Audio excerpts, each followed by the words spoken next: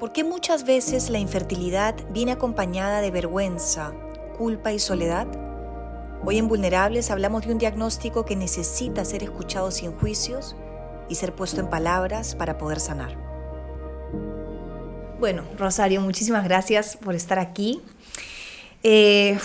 ¿No? De frente al grano. Tú sacaste un libro hace un par de años, ¿no? Sí, en el 2023. En el 2023, que se llama Infértil. Sí. De frente, ¿no? No hubieron como, ¿no?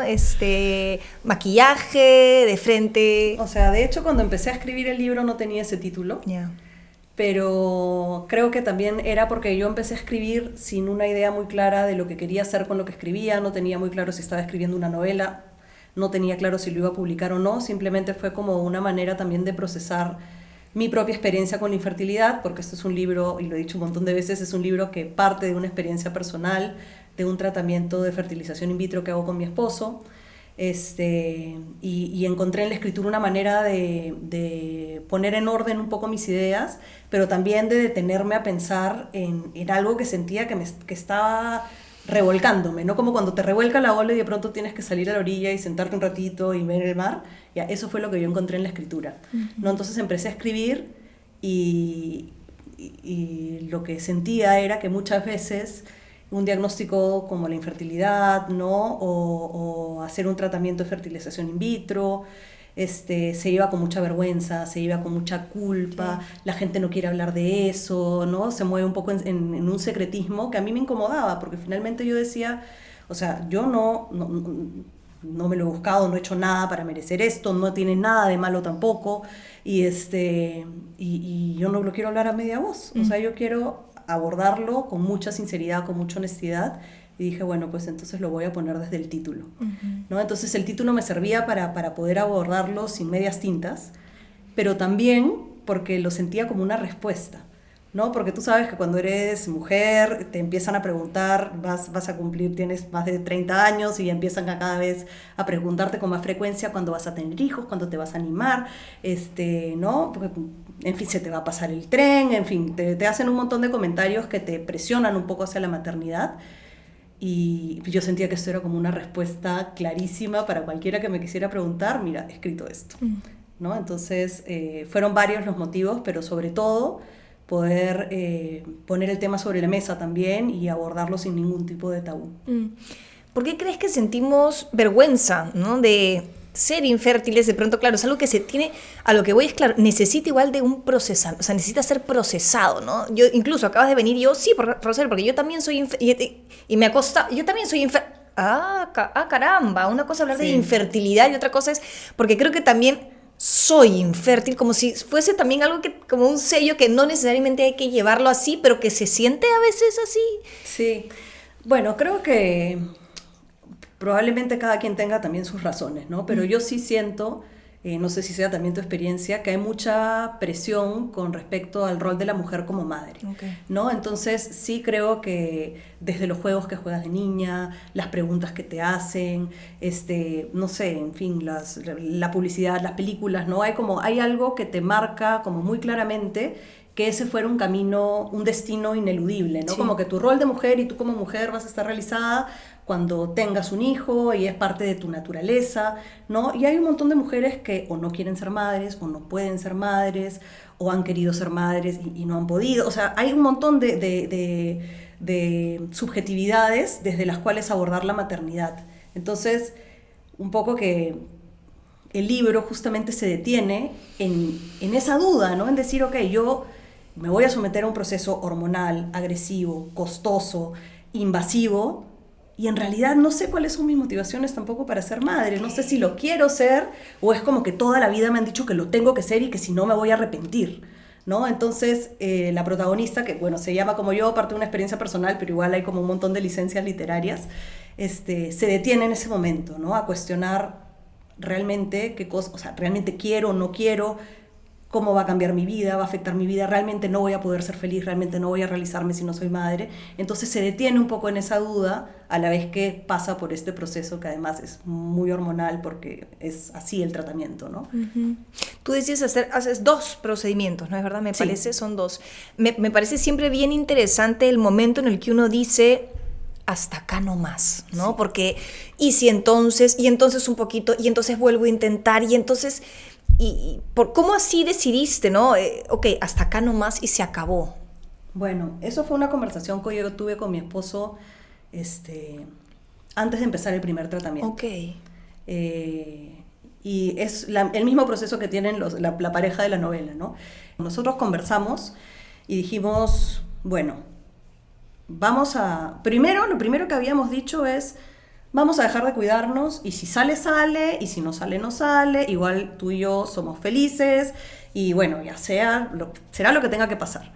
Y cuando de pronto no pasaba y no pasaba y pasaban los meses, era como, hay algo que no está funcionando. Fuimos a un médico, nos dieron el diagnóstico y la primera decisión que tuvimos que tomar fue si queríamos someternos a un tratamiento de fertilización asistida o no. Y en ese momento, cuando decidimos que sí, dijimos ok, pero no queremos obsesionarnos con la idea. Que es o sea, es una delgada línea, ¿no?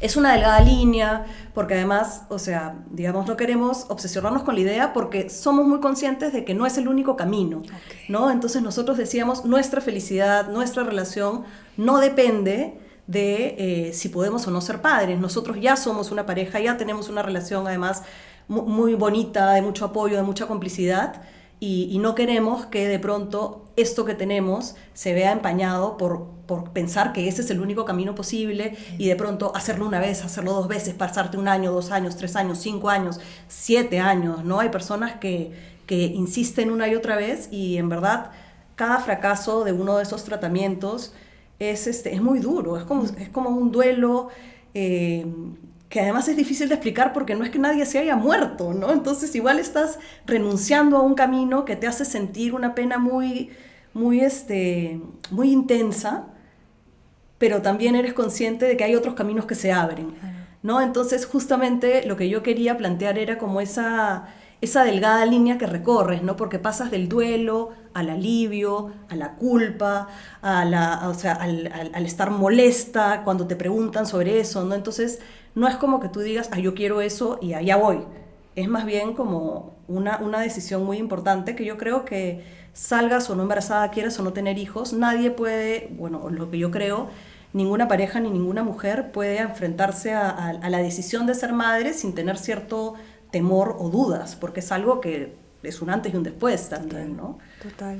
¿Cómo maternas tú hoy en día? O sea, ¿cuál es tu manera, tu forma de maternar? Porque creo que igual hayamos tenido o no hijos, es importante conectar con nuestra maternidad, con el maternar a otros o a mascotas o a plantas. Bueno, sí. De hecho, en la novela uso mucho esta metáfora con la planta de un arbolito que la protagonista cuida mucho.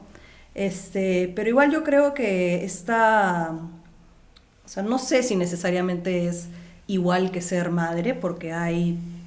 Nunca lo sabremos. Nunca lo sabré tampoco, pero pienso, por ejemplo, que la misma relación de pareja, de cuidado, de protección, la relación con los padres, la relación con mis sobrinos, la relación con mi perro y con mi gato, que también tengo, ¿no? O sea, igual hay distintas maneras o distintos lugares donde poner ese cariño y ese amor, ¿no? Y para mí también, aunque no es una persona, no es un animal, no es una planta, pero para mí también la escritura y la creatividad es algo que no es equiparable, pero yo creo que sí tiene muchos puntos en común, porque igual, por ejemplo, escribir es algo que te toma mucha dedicación, mucho tiempo, ¿no? Mucho cariño, hay algo de vulnerabilidad que pones ahí también, ¿no? Entonces, sí, probablemente nunca vaya a sentir ese amor de madre o no de primera mano, pero hay otros lugares, ¿no? para poder experimentar eso. Y sin ir más lejos, que es algo que también cuento en la novela, el personaje Luis, mi esposo se llama Luis Alejandro, y el personaje de la novela se llama Luis, porque yo quería que, o sea, era consciente de que era en parte él y en parte no él. No es todo él. Pero la historia del esposo de esta novela es una historia de orfandad también, ¿no? Entonces, que es lo que le pasó a mi esposo también, ¿no? Él no creció en su casa con su papá y su mamá y su familia nuclear. Él fue criado por la hermana de su papá y sus primos son como sus hermanos, ¿no? Y es parte de esta familia y esa es otra forma también de hacerte cargo es un tipo de maternidad distinta también, ¿no? Totalmente. ¿Te pasa que a veces, o a raíz del libro, la publicación, me imagino que por supuesto hay como, sí, una celebración por haberlo hecho, ¿no?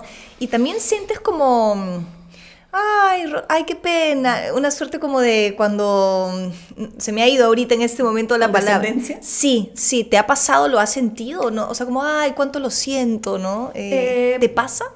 Creo que publicar el libro para mí ha salido así, o sea, ha sido así como salir con un derechazo a cualquier tipo de sentimiento más compasivo, ¿no? Eso, ¿no? Yo creo que igual puede haber, incluso yo, a veces digo, pucha, sí, qué pena que no se logró, y a veces digo, qué alivio que no se logró, ¿no? Entonces, igual como hay sentimientos muy ambivalentes con respecto a eso, pero lo que yo sí he sentido con la publicación es que hay muchas otras personas que me han escrito y me han dicho, incluso tú, claro, ¿no? O sea, nosotros nos pusimos en contacto a partir de la publicación del libro, que me escriben y me agradecen por publicarlo, ¿no? Y me dicen, hace tiempo estoy pasando por esto, no he encontrado la manera de abordarlo, no encontraba las palabras para explicar lo que me pasaba, muchas gracias, me he sentido muy identificada, ha sido un alivio, ¿no? Entonces simplemente plantear creo que ya es un síntoma, ¿no?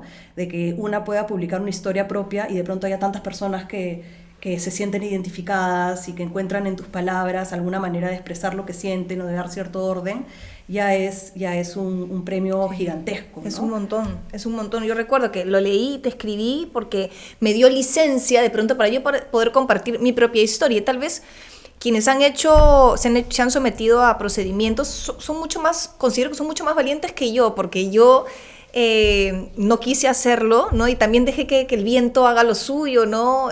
Las mareas así nos conduzcan y nunca pasó.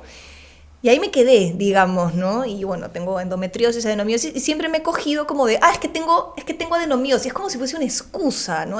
Venía en la mañana una chica que me decía, tengo problemas de infertilidad y no hay ni un día, no tengo nada malo en mí, ¿no? Entonces yo pensaba, qué cómoda yo que tengo la adenomiosis, entonces nunca intenté más nada y ahí me quedé. Y estoy yo muy tranquila con mi decisión, creo que no era algo para mí. Sin embargo, también el duelo del que tú hablas, sin incluso haber hecho ningún tratamiento, también hay momentos en los que pienso lo que pudo ser y no fue. Le vuelo el cuellito a mi ahijada y, ay caramba, ¿no? Qué rico esto también, pero me parece muy valiente quienes se someten, ¿no? A estos tratamientos que son dolorosos, que te dejan huella. Y lo que yo les digo a las chicas, porque nosotros tenemos un taller que hacemos, ¿no? De una vida sin hijos, a mujeres que no hemos tenido hijos, no hemos sido madres, que tomen en cuenta que llegar a esta vida no es fácil, ¿no? Tú lo sabes, has hecho tratamientos, hay gente que ha hecho 10 tratamientos, 15 tratamientos. Llegar a este mundo no es tan fácil, ¿no? Sin embargo, tú estás acá, ¿no? Claro. Tú y yo llegamos, ese es el milagro, ¿no? Hagamos de esta vida también como ese milagro y no quedémonos únicamente en caramba, ¿no? No se dio, porque creo que también hay mucha presión y hay mucha expectativa, ¿no? En relación, sobre todo incluso de las propias mujeres.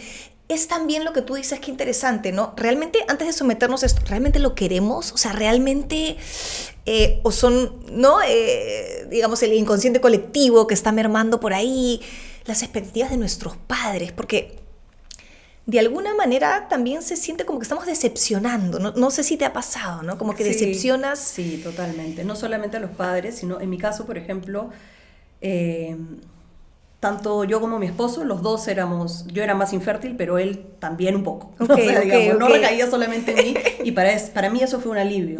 Pero igual, no sé si es por la manera en la cual hemos sido criadas las mujeres, con esto que te decía de que la maternidad es un destino, yo sentía mucha culpa porque no le iba a poder dar un hijo a él. Ok.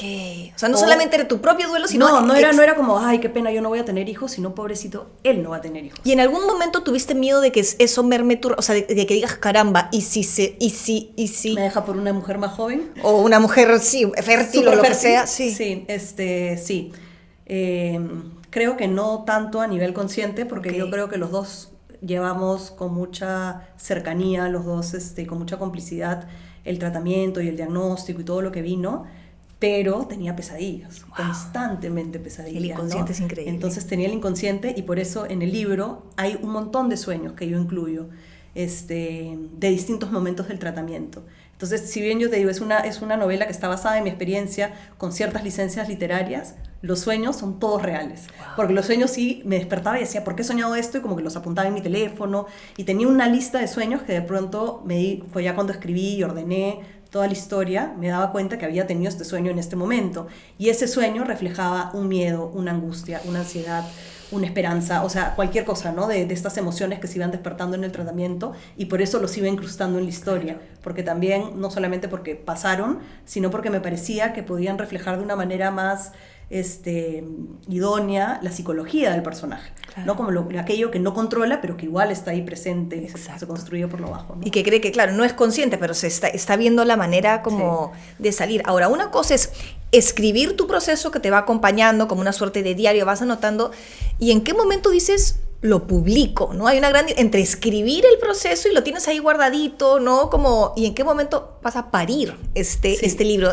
¿Recuerdas algún momento desde siempre tú sabías que esto se iba a publicar? No, nunca supe que se iba a publicar, Okay. pero a mí siempre me ha gustado escribir. Yo escribo desde que estaba en el colegio, escribía mis cuentos, me presentaba a concursos, a veces ganaba, generalmente no, pero no importa, siempre ha sido algo que me ha acompañado, incluso en la escritura de diarios, que sabía que nunca le iba a enseñar a nadie porque era mi diario, pero la escritura siempre ha estado presente en mi vida y la lectura también desde muy chica.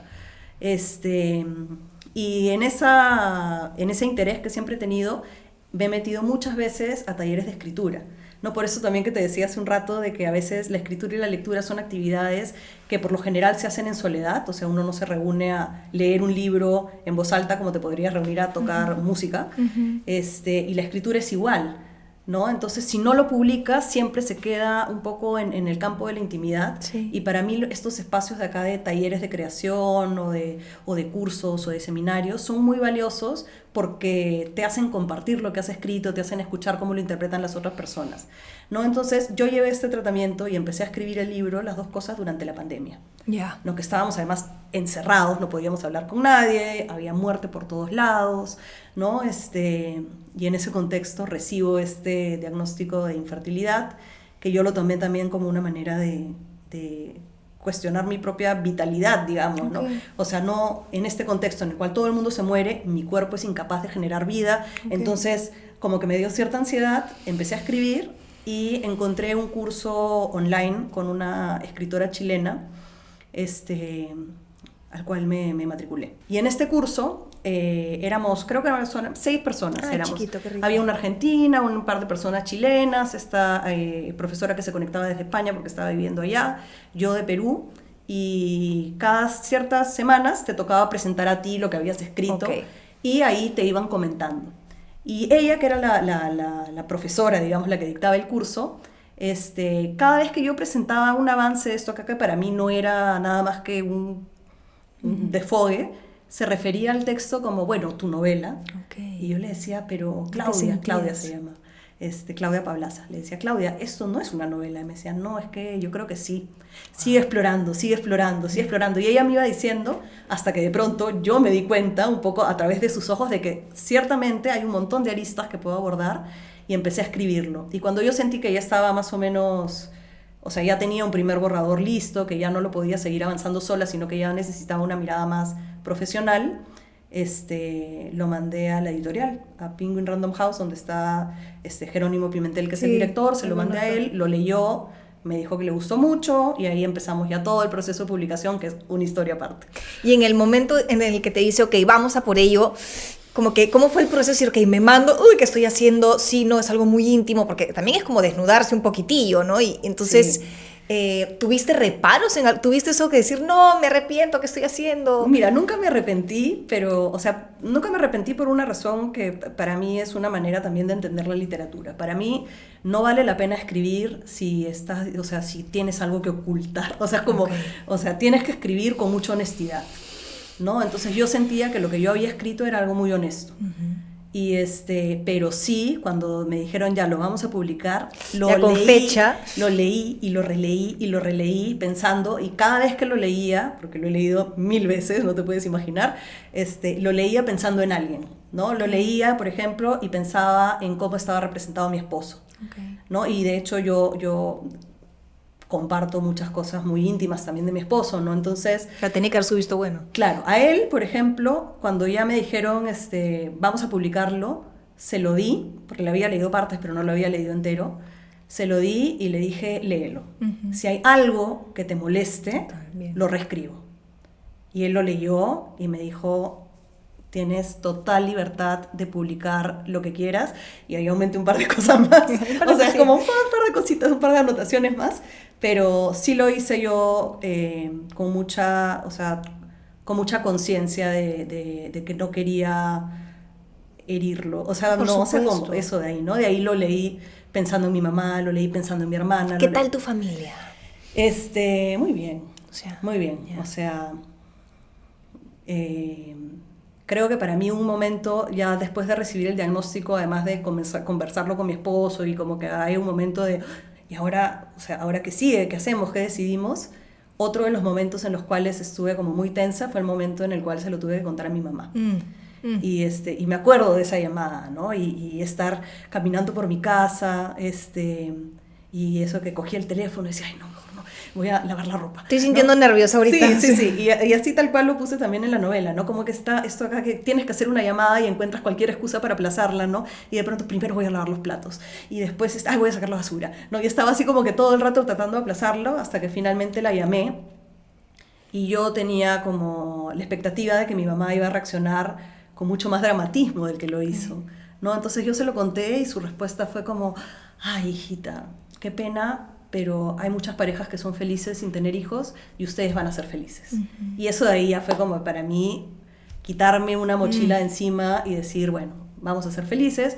Y de hecho ya después, ahí todavía no habíamos decidido empezar un tratamiento, de ahí conversé con mi mamá, conversé con mi esposo, conversé con mi hermana, y llegamos a una decisión, bueno, mi esposo y yo, pero también con las conversaciones de las otras personas, porque sí, como te decía, puede ser un proceso que genere que se lleve mucho silencio y mucha soledad. Sí. Y tener, creo yo, un grupo de apoyo, que en mi caso estuvo mi esposo, estuvo mi hermana, estuvo mi mamá, mi papá no tanto porque es no hablamos mucho de esos temas. Terreno minado. No, claro, no hablamos mucho de esos temas, pero tenía muchas amigas del colegio y conocidas también de mi trabajo, de la universidad, que habían pasado por diagnósticos similares, que ya habían pasado por procesos así, y conversamos mucho, ¿no? Conversábamos mucho, sobre todo con una amiga mía que también sale en el libro, y que me gusta mucho la historia porque además las dos nos conocemos desde kinder, o sea, nos conocemos desde que tenemos 5 años prácticamente.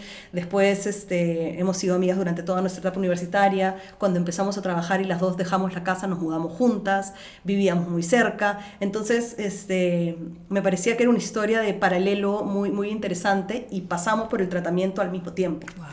Y ella salió embarazada y yo no. Wow, eso también debe haber sacudido un poquitillo. O sí, no lo sé. O sea, me alegró muchísimo. Claro. No fue como... Pero no fue porque ella sí y yo no, en algún momento. Creo que con ella no. Ok, qué rico. Pero bueno. sí sería humano también si eso pasara, ¿no? Sí, con ella no, con ella me alegró así como genuinamente. Pero sí hay otras comparaciones, ¿no? Hay otras comparaciones porque además, como te digo, hay mucha culpa y hay cuestionamientos que te llevan a pensar que, claro, que yo tomé las decisiones incorrectas, ¿no? Yo decidí privilegiar mi carrera, yo me demoré mucho en encontrar a la persona correcta, yo debí congelar mis óvulos cuando tenía 20 años, ¿no? Y no estaba pensando ni siquiera en si quería ser madre o no, o quizás salí mucho de fiesta, quizás tomé demasiado, o sea, de ahí todas las variables empiezan a atormentarte un poco, ¿no? Claro. Pero es que debe ser, claro, porque qué rico también o qué importante el apoyo de la familia en la decisión de uno, porque debe ser doloroso cuando tienes una madre o alguien que te dice, pero inténtalo una vez más, pero tú qué sabes si la siguiente, sí. Entonces eso puede llegar a ser un poquito como, ¿no? En mi caso, abrumador, ¿no? Sí, en mi caso felizmente fue todo muy respetuoso. O sea, fue como... Ya está, esta es la situación, si deciden hacerlo, muy bien, vamos a apoyarte, si deciden hacerlo, vamos a apoyarte. Qué rico. ¿No? Entonces fue como muy, muy, muy bonito. Eso es importante, valiosísimo. Si ya de por sí, y te lo digo yo, que yo no he sido una persona que haya...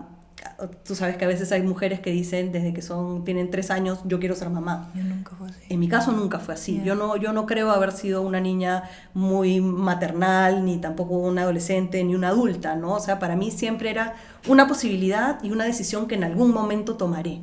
Que estaba ahí, pero abiertica. Que estaba ahí, que la miraba y decía, sí, puede ser que no, pero nunca creo que tuve esa convicción de realmente quiero ser esto y si no lo soy me muero. O sea, eso de ahí nunca lo sentí. Y aún así, aún siendo de esa corriente, digamos, me sentí culpable, me sentí triste, me sentí presionada y sentí todas estas emociones que me abrumaban y me desbordaban, ¿no? Entonces, poder encontrar ese espacio en el que te digan, está bien, sí, vamos a hacerlo si quieres, si no quieres no, si no pasa, no pasa nada. O sea, tener esa contención para mí fue muy valioso para poder también lidiar con esas emociones.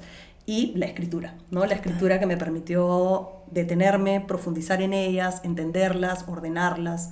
Sí. Total, no, de hecho lo que dices de la culpa es bien interesante porque yo, si bien también nunca, o sea, ¿no? Cuando uno recién se casa, entonces mis amigas hablaban de la ilusión o de buscar el hijo y yo en mis adentros era como, ¿por qué no estoy sintiendo tanto este llamado? Además porque para mí creo que traer un hijo al mundo es tal la responsabilidad en lo personal como yo lo considero que, no, era como, ¿no? No sentí ese llamado que pesa más que los miedos, porque creo que es normal tener la ilusión y tener el miedo. Considero que para ser madre o para traer un hijo al mundo, la ilusión y el amor tiene que pesar más que el miedo, ¿no? O sea, claro, como más o menos. Y a mí me ganaba más lo otro, ¿no? Incluso yo me metí a terapia para entenderme, porque no quería que me pase eso de arrepentirme después, ¿no? O sea, quiero estar... Es como la amenaza constante, sí, ¿no? Después te vas a arrepentir. Sí. O sea, yo decía, existe esta acá que te dice... Cuando tengas 50 años te vas a arrepentir. Sí, es horroroso. La previa que es, en algún momento vas a querer. ¿No? Entonces yo estaba ya casi cumpliendo los 40 años que decía, ¿en qué momento me va a venir esa claridad de realmente quiero? No me llega todavía y ya como que ya no puedo aplazarlo más, ¿no? ¿Y qué pasa si después me arrepiento? ¿No? Entonces estaban esas dos presiones muy fuertes que nada, pues que me hicieron... Bueno, que desencadenaron esta historia también. Claro, claro. En mi caso, como te decía, ¿no? Claro, yo me agarré de la adenomiosis. No, es que tengo endometriosis. Pero en el fondito también mi pregunta es, ¿realmente hubieras querido? O sea, realmente, ¿no? Porque, claro, yo soy taurina, ¿no? Entonces yo soy necia, lo que quiero no es que lo consigo de una manera arrogante, sino hago lo que sea, ¿no? Como veo la manera... Y nunca como tuve esa necesidad o esa necedad, si se quiere, ¿no? Para hacer lo imposible. Y creo que por algo también es, ¿no? Sí, o sea, yo, por ejemplo, consideraba, o sea, en ese momento en el que dices, quiero o no quiero, tengo que decidir, es ahora o nunca, y que tienes las presiones y estas profecías ¿no? de que te vas a arrepentir o vas a querer o no sé cuántos, decía... Y también lo pongo en el libro en un momento, ¿no? La protagonista le dice a su esposo, a veces siento que es mejor...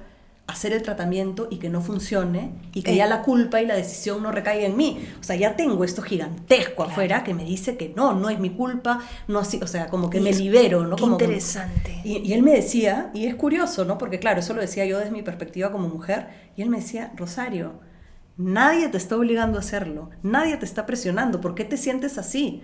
¿No? Y ahí yo pensaba, es que hay una crianza completamente distinta y hay unas expectativas completamente distintas cuando eres una mujer que cuando eres un hombre. Total. Él probablemente no sienta la presión que siento yo, porque a mí me han criado así con esa idea también desde chiquita. Y no digo que haya sido una crianza de mis papás, es una crianza de la sociedad en general y de las expectativas que se tiene con respecto al rol de la mujer en la sociedad. Sí, ¿no? ¿no? Y la idea de decepcionar y si voy a decepcionar. Tengo acá un par de frases... aunque doloroso este fracaso me expía de culpas, eso lo dices, ¿no? Y justamente lo había sacado, ¿no? Ahora hay algo también interesante, quizá no tener descendencia sea también desaparecer, lo dice el personaje, ¿no? ¿Qué sientes en relación ahora, ¿no? De no dejar descendencia? ¿Es lo que te abruma, te asusta? ¿O dices, pues, nada?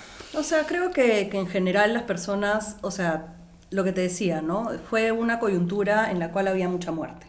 O sea, de hecho, yo empecé a escribir el libro en la pandemia, además en el primer año de pandemia, ¿no? Que fue además una restricción muy estricta con respecto a quiénes podías ver, a quiénes podías salir, no había llegado todavía la vacuna, la gente se moría por montones, ¿no? Y ahí recibo el diagnóstico, ¿no? Entonces para mí ya fue chocante, además fue como una doble soledad, porque si ya el tema es poco tratado y es medio tabú, en un encierro en el cual no te podías juntar con tus amigas a ventilar, lo era doblemente. Y en ese contexto yo me acuerdo un día estar mirando por la ventana de mi casa, que era un departamento y daba al techo del edificio vecino. Y yo, ese era como el único contacto que tenía con el cielo, y ahí había plantado el arbolito de la historia. Que es por cierto, ¿no? Sí, Okay. Ese es un croton. Y yo me paraba ahí como que a mirar el cielo y los pájaros que pasaban y no sé cuántos. Y en el techo, justo frente a mi ventana, dio la casualidad de que se paró una paloma y estaba agonizando, ¿no? Entonces yo decía, o sea, encima esto, ¿no? O sea, encima viene y se me para la paloma al frente a morirse, pero había algo medio tétrico y medio triste en la muerte de esa paloma, pero había algo muy bello en la muerte de esa paloma, porque igual soplaba el viento, entonces como que se le levantaban las plumas y estaba ahí como que se acurrucaba, y había algo que me generaba justamente, creo yo, esta imagen de qué pena, pero qué bello, o sea, como estar ahí un poco en el límite entre las emociones, ¿no? Entonces ahí empecé a escribir. Y yo creo que, o sea, eso me llamó tanto la atención porque creo que en la humanidad siempre una preocupación y un miedo muy frecuente es el miedo a la muerte y el miedo a lo que dejas, ¿no? Entonces creo que una manera de dejar un legado muy tangible es tener hijos, ¿no? Y pensaba, ¿y qué pasa si yo me muero y de pronto me morí, desaparezco y me borro, ¿no? Pero también pienso que eso es el destino de la mayor parte de personas, así tengas hijos o no, porque después tus hijos tienen hijos y otros hijos y la tercera generación ya no te conoció, ¿no? Entonces pensaba en eso también, ¿no? En cuál es el legado, y para mí la literatura también es una manera, no solamente la literatura o el arte, sino también las otras personas con las cuales entras en contacto, ¿no? Yo también, por ejemplo, soy docente, ¿no? Entonces ahí veo generaciones más jóvenes que de pronto mi curso no les impactó nada y lo llevaron porque tenían que cumplir los créditos, pero hay uno al cual sí algo que dije lo inspiró o marcó su vida o le dio la respuesta en un momento que lo necesitaba, ¿no? Entonces ahí también creo que hay otras maneras, ¿no? Hay otras maneras de trascender. Sí, además tú eres profesora de escritura creativa, ¿no? Sí. Y qué rico, porque ¿no? Somos mujeres creativas, no solamente creamos vida, sino que creamos muchas otras cosas. Yo sé que es cliché y nos lo dicen siempre, pero no me parece fortuito, ¿no? Que a su vez seas profesora de escritura creativa. Cuéntame un poquitito, si bien ya no estamos desviando del tema de Infértil, pero igual la escritura sigue vigente, de esto de la escritura creativa, que me parece delicioso además. Sí, bueno, yo enseño en la Universidad Católica, ellos tienen una maestría de escritura creativa que han abierto hace unos cuantos años, y yo enseño ahí. Y yo siempre digo que es la maestría que a mí me hubiera encantado llevar. Yo cuando estudié no existía esa especialización, porque es una carrera que está orientada a leer y a escribir. O sea, de hecho tú te gradúas y tienes que escribir o una novela o un conjunto de cuentos o una obra de teatro o un guión en fin, algo que tenga que ver con la palabra y con la creación, ¿no? Entonces es muy bonito porque todo el rato estás inspirándote para poder encontrar tu propia voz, ¿no? Y claro, uno pensaría que quizás eso no se puede aprender, ¿no? Porque hay gente que es artista y hay gente que no, pero igual creo que hay ciertas cuestiones técnicas que se aprenden, así como aprendes a tocar el piano o aprendes a tocar la guitarra, aprendes dónde poner los dedos, aprendes los acordes, ¿no? Que también se aprende con la escritura. Aprendes cómo construir un personaje, aprendes cómo armar una trama, aprendes dónde tiene que haber un conflicto. O sea, vas aprendiendo un montón de cosas técnicas, pero hay algo que para mí sí no se puede enseñar, que es tener una mirada particular del mundo.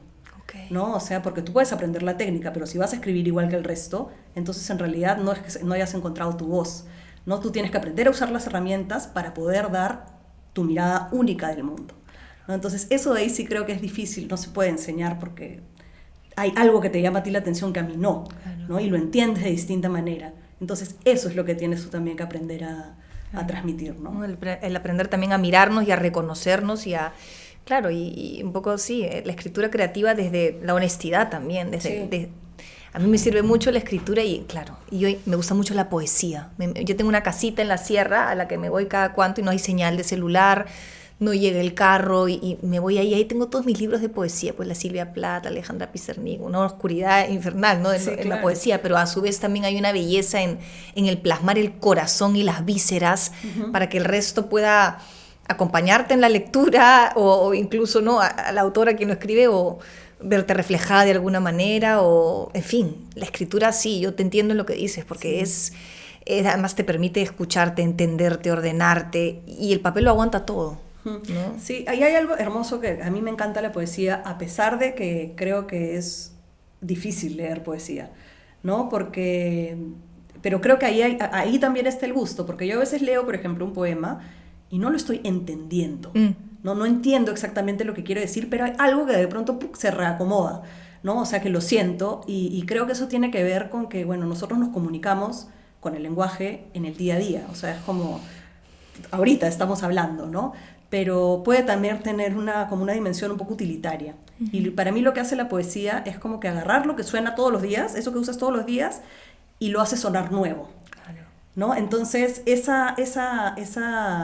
como volver a la esencia o encontrar toda la potencialidad de la palabra, eso es algo que pasa en la poesía. Y darle vida a lo inanimado, ¿no? O sea, el río que yo sé que, claro, pero a mí me encanta la poesía porque todo está vivo, todo se permite en la poesía, ¿no? Le damos vida a los objetos inanimados y se le da un lugar a la tristeza, a lo visceral, a la oscuridad que también no se esconde, no se oculta, ¿no? Sino que es como te das licencia para que salga. Sí, pero para mí eso pasa en la poesía y en la literatura, ¿no? Ahí está el encanto. O sea, yo creo que también estas mujeres que te decía que a veces me han escrito, se han puesto en contacto conmigo o me han agradecido y no sé cuántos, es porque no es por mi historia, sino también es porque se ven reflejadas en la historia de alguien más. Y eso es lo que eso es lo que hace la literatura, eso es lo que hace la narrativa. Sí. Te cuenta la historia de alguien que tú terminas llorando, como sabes, el libro que hemos leído. Vamos a dejar, eso es otro tema para otro podcast, ya, porque ya. Pero hemos leído un libro en común y a las dos nos ha hecho llorar como locas porque hay algo en la historia de esta persona que no conocemos, que no existe, que es una creación de la mente de la autora, que toca fibras en ti también y que tú te puedes identificar y ver reflejada ahí, ¿no? Y eso es lo que hacen las historias, o sea, tú puedes entender aquello que no entiendes o acceder a una emoción que quizás no has tenido la experiencia o sí la has tenido, pero no has tenido dónde poner esa experiencia en la historia de alguien más, ¿no? Entonces eso de ahí te hace entender un poquito más qué cosa es un ser humano, cómo funcionan nuestras emociones y también poder acceder a un pedacito más de mundo que quizás no hubieras podido acceder si no hubiera sido a través de un libro. Claro, claro. ¿Qué le dirías a las personas que de pronto nos están escuchando, te están escuchando y están en un proceso de fertilidad? Creo que hay muchos, ¿no? El in vitro y caramba, están como, sí, agotadas o agobiadas o decepcionadas o asustadas en todo caso a quien nos esté escuchando y está en un proceso o le cuesta aceptar su infertilidad, un poquito, ¿qué podrías como, no sé, compartir, decirles? O sea, yo creo que cada quien igual tiene su propio proceso, o sea que es muy difícil dar un consejo que le calce a todo el mundo, ¿no? Pero para mí, creo que fue importante liberarme de la culpa. Bien. Creo que eso fue una de las cosas más importantes, ¿no? O sea, pasar de decir, cuando alguien te pregunta, ¿y tú cuándo vas a tener hijos? Ay, no sé todavía, sabiendo que no podía, a decir, no, he decidido no tenerlos, o no, ya traté y no pude, fue para mí una liberación absoluta de esa carga que a veces sentía que se me ponía encima y que no tenía por qué estar cargando, ¿no? Entonces, para mí eso fue un cambio en cómo llevarlo. Y un poco también, yo sé que puede ser muy doloroso para quienes realmente lo esperan y lo buscan y han tenido expectativas de sentirse completas o completos, pero también quisiera decir que se puede ser feliz sin tener hijos y que de verdad esta idea de que no voy a ser feliz si no los tengo, no necesariamente es así, ¿no? No necesariamente. Y tú decías hace un rato que a veces, no sé, le hueles el cuellito a tu sobrino y te da como una cosita, pero creo que eso pasa con todas las vidas que no vivimos. O sea, siempre te estás perdiendo de la vida que no viviste. Total. ¿No? Y no te puedes pasar lamentándote toda la vida porque estudiaste tal cosa y no estudiaste la otra, o porque vives acá y no vives allá, o porque en fin, te casaste con este y no te casaste con el otro, o sea, no puedes vivir la vida así, ¿no? O sea, tú estás viviendo la vida que tienes. Eso por un lado. Y por otro lado, que para mí creo que también es importante, creo que a veces, sobre todo creo que ahorita hay una tendencia muy, muy fuerte de ser muy positivo con respecto a todo, ¿no? O sea, si quieres vas a poder, no pierdas las esperanzas, inténtalo una vez más, ¿no? Si realmente lo deseas lo vas a conseguir, y a veces no es así, ¿no? Entonces, a veces que la gente te lo dice con muy buena intención y te dice, si tú lo quieres lo vas a lograr, y ya lo quisiste y no lo lograste, es como volverte a poner en una posición en la cual tienes que seguir intentando y tienes que seguir fracasando, ¿no? Entonces creo que hay que también detenerse y aceptar la suerte y evaluar los otros caminos que se abren, ¿no? Porque cuando uno se cierra, eso sí sé, ¿no? Ya no voy a poder ser madre, qué pena, hubiera sido una vida maravillosa, pero puedo ser esta otra cosa también, ¿no? Y también va a ser una vida maravillosa. Exacto. Entonces creo que eso hay que entenderlo. Qué regalo maravilloso el que nos dejas, el que dejas también. Yo la verdad que sí, estoy tranquila con mi decisión y también pues con digamos, las órdenes de la vida o cómo se dieron las cosas o no se dieron las cosas, pero también creo que es importante hablar del tema. También transito a mis pequeños duelos, ¿no? También transito como lo que pudo ser y no fue. Y a veces la gente cree que porque uno transita eso significa que quieres buscar nuevamente, o no, que quieres. Claro. Y no necesariamente. Yo puedo estar feliz con mi vida, tranquila con mi vida y a veces sentir una penilla, ¿no? O imaginarme y reconocer eso, creo que es también ser adulto, ¿no? Y como sí. No significa que lo otro entonces no valga, ¿no? Y además te digo una cosa, ¿no? Creo que los sentimientos son un poco como la película, a veces todo en todos tiempos, como es la película no me acuerdo, pero todo en todos sitios al mismo tiempo, una cosa así, ¿no? Como que no es que estoy triste por eso, o estoy contenta con esto, o estoy decepcionada con esto. A veces estás triste y estás decepcionada y estás feliz al mismo tiempo, porque esa es la complejidad del ser humano, no sería mucho más fácil. O sea, sería como un manual de instrucciones, ¿no? No es como, voy a tener un hijo y voy a ser feliz. A veces no, o sea, a veces eres muy feliz, pero también te da mucho miedo y también te da mucha angustia y te da no sé, te dan un montón de emociones al mismo tiempo, ¿no? Entonces tratar de ser tan como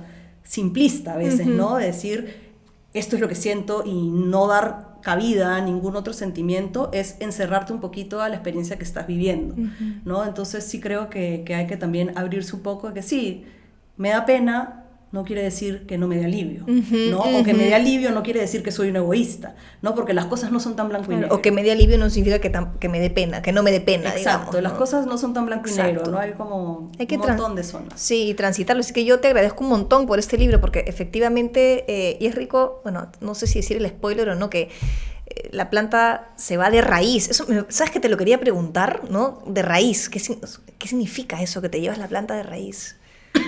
Bueno, me la llevé de raíz, o sea, la planta, te creo. La planta existe, pero creo que es también, o sea, yo quería manejar como esta simbología de la planta.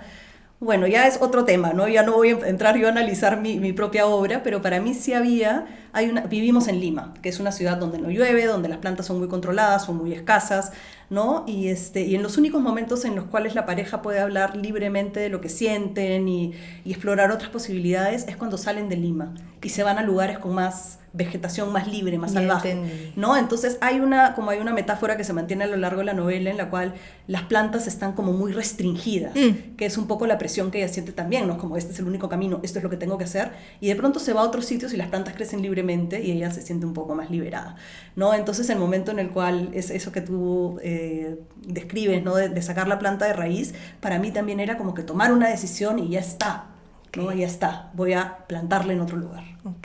Ok, wow, Rosa. ¿Se viene algo más? De repente no me digas ya concretamente los títulos, pero estás escribiendo algo, una novelilla, una novelota. Estoy escribiendo más que nunca, lo cual es decir poco, porque yo nunca he sido de escribir todos los días, no tengo mucha disciplina, pero estoy tratando de escribir por lo menos todas las semanas.